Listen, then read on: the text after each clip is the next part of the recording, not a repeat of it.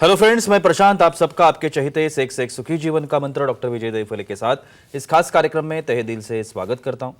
दोस्तों, हमें जब भी कोई मेडिकल इमरजेंसी आती है या फिर स्वास्थ्य से जुड़ी कोई भी परेशानी सताती है, तब हम क्या करते हैं? सबसे पहले हम वो सारी चीज़ें हमारे फ्रेंड्स या फैमिली के साथ शेयर करते हैं। पर दोस्तों, जब भी हमें कोई सेक्स से जुड़ी परेशानी सताती है, तब हम ऐसा नहीं कर पाते, क्योंकि इस बारे में बात करने में हम झिझकते हैं, हमें शर्म आती है। पर दोस्तों, अब शर्माने की बिल्कुल ज़रूरत नहीं, क्योंकि डॉक्टर विजय दहीफले आपके सारे सेक्स रिलेटेड सवालों के जवाब बहुत ही पॉजिटिव तरीके से ज़रूर देंगे। दोस्तों, शो को शुरुआत करते हैं, लेकिन उसके पहले जानते हैं डॉक्टर विजय दहीफले इनके बारे में। डॉक्टर विजय दहीफले ये एक जाने माने सेक्सोलॉजिस्ट, यूरोलॉजिस्ट और एंड्रोलॉजिस्ट है। डॉक्टर दहीफले जी के क्लिनिक औरंगाबाद, हैदराबाद, दिल्ली में द्वारका, पुणे तथा नवी मुंबई में नेरुल, दादर, अंधेरी, कल्याण, नासिक, अहमदाबाद और दुबई में भी है। डॉक्टर विजय दहीफले जी का भारत तथा अन्य देशों में कॉन्फ्रेंसेस और सेमिनार के लिए हमेशा आना जाना रहता है, जिसमें वे सेक्स संबंधी सभी समस्याओं पर सलाह एवं मार्गदर्शन करते हैं। तो चलिए शो को शुरुआत करते हैं। डॉक्टर साहब हमारे साथ है। Sir, welcome to the show.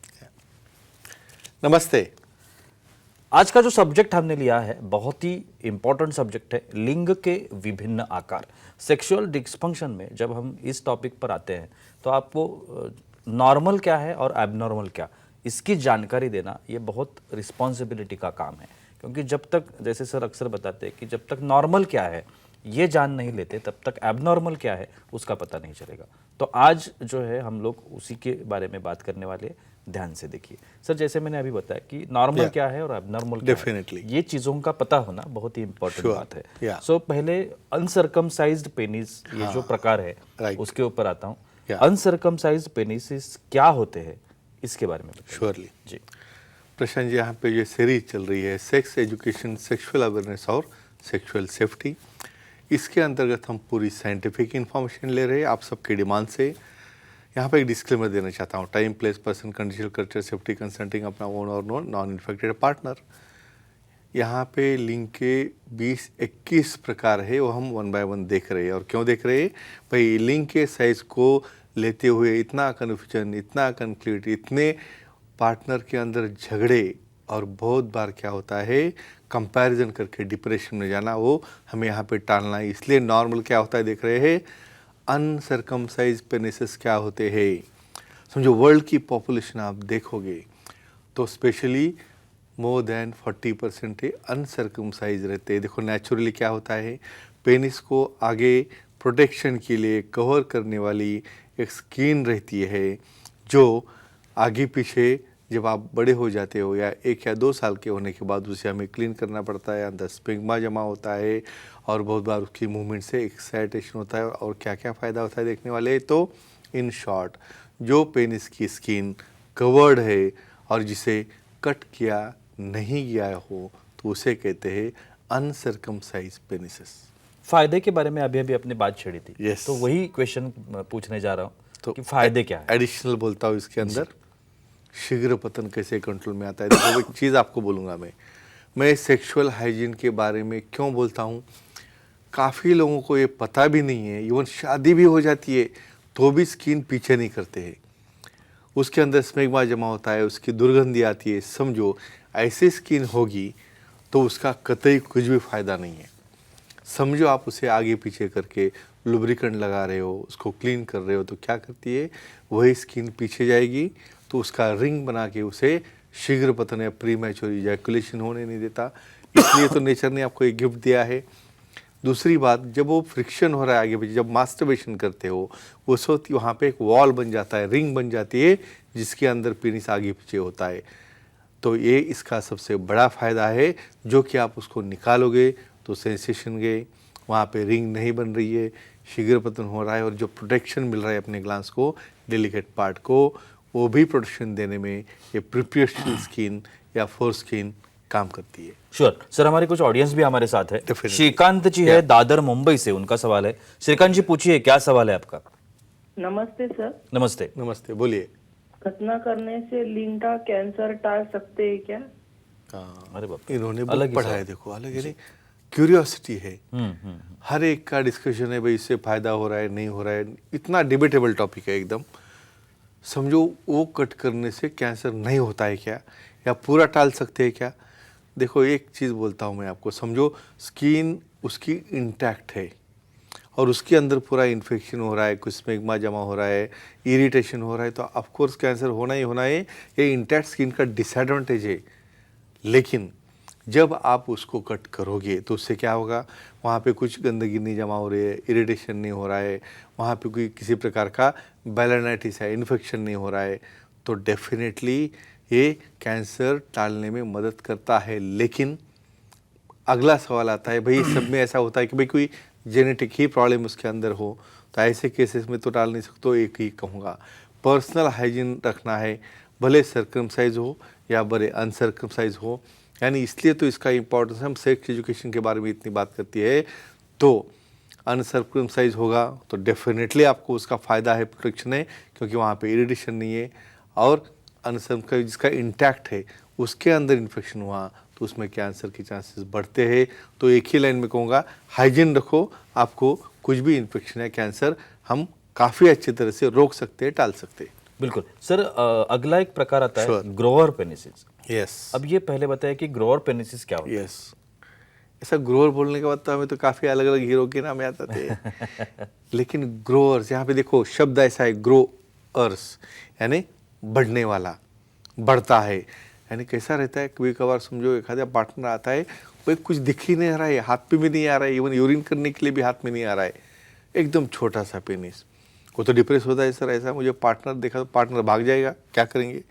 लेकिन जब ये इरेक्शन होता है, जब स्टिमुलेशन होता है, तो धीरे धीरे ऐसा बाहर आ जाता है, बड़ा हो जाता है एकदम। बोलता है भाई सर वो टाइट होने के बाद लंबा होता है, लेकिन बाद में अंदर जाके बैठता है। तो ग्रोअर्स यानी जो छोटा दिखता है लेकिन बाद में बड़ा होता है, तो इसको ग्रोअर्स पेनिस बोलते हैं। और ये भी नॉर्मल वेरिएशन है, नॉर्मल प्रकार है। Sure sir. ग्रोअर पेनिसिस में फोरप्ले, अब फोरप्ले पे आता हूँ। Correct correct. फोरप्ले का क्या रोल होता है? अभी यहाँ पे ऊपर बहुत फनी चीज़ें होती है, सर मेरा ऐसा एकदम छोटा है, अभी पार्टनर देखेगा तो क्या करेंगे, क्योंकि मैं तो नहीं बोल सकता, अभी बाद में बड़ा होता है। ऐसे केस में पार्टनर को समझाना है, भाई ये भी एक टाइप है, तुम क्या करो, थोड़ा स्टिमुलेट करो, थोड़ा सा मास्टरबेट करो, या थोड़ा सा कुछ स्टिमुलेशन ओरल सेक्स से करो, जो भी है करना करो। तो ये रहता है फोरप्ले। और ये फोरप्ले से क्या होता है, लिंग की तरफ का फ्लो बढ़ता है और धीरे धीरे वो पेनिस अपना जो 4, 5, 6 इंच चाहिए उतना बड़ा हो जाता है। तो ये सबसे बड़ा फ़ायदा है फोरप्ले का। लेकिन अपने पार्टनर को ये बताना चाहिए, नहीं तो वो मिसअंडरस्टैंड करके उसे छोटा पेनिस बोल के कुछ प्रॉब्लम भी क्रिएट हो सकते हैं। Sure sir. नेक्स्ट फोनो है, लेते sure. वो ले लेते हैं। संध्या जी है हैदराबाद से, उनका फोन आया है। संध्या जी पूछिए, क्या सवाल है आपका? Hello sir. जी बोलिए। सर पार्टनर को मोटापा हो तो उसे लिंग छोटा होता है क्या, और उसकी क्या ट्रीटमेंट, तो जानकारी दीजिए। हाँ, ये भी एक कंडीशन रहती है। हम देखते हैं ओबेसिटी कितना कॉमन है, भाई जंक फूड खा रहे, पिज़्ज़ा खाओ, बर्गर खा के बर्गर के जैसे हो गए, इतना पेट बाहर आ गया, भी खुद को खुद का ही दिखता नहीं। तो ये मोटापा क्या करता है, फैट बढ़ने से खींच लेता है लिंग को अंदर। मैं कुछ केसेस तो ऐसे देखता हूँ, भाई सर करते हुए पूरे पाँव के ऊपर गिर रहा है, कुछ भी काम का नहीं है, ना इरेक्ट होता है ना कुछ काम का नहीं है। यहाँ पे ईस्ट्रोजन यानी फीमेल हार्मोन बढ़ता है और इसलिए ऐसा छोटा होता है। तो क्या ट्रीटमेंट है इसके लिए, भाई वजन कम करो। 10 किलो वजन कम करने से भी आपका लिंग के साइज में वृद्धि आती है, और उससे भी कुछ इफेक्ट नहीं आ रहा है इरेक्शन में, तो कुछ अच्छे मेडिसिन है या पी शॉर्ट थेरेपी देखिए उसे हम काफ़ी अच्छा करते हैं, इसलिए चिंता करने की जरूरत नहीं।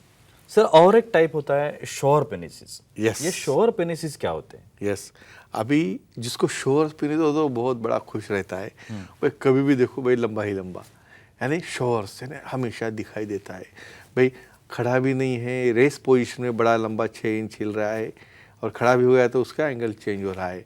तो नेचुरली ये भी पेनिस नॉर्मल है, इसको लकी बोलते हैं हम। हमेशा खुश रहता है, चिढ़ाता है दूसरे को, भाई देखो मेरा ऐसा आपका ऐसा, लेकिन ऐसा नहीं है फ्रेंड्स, डिप्रेस मत हो जाओ, और ऐसा किसी को डिप्रेस भी करो मत।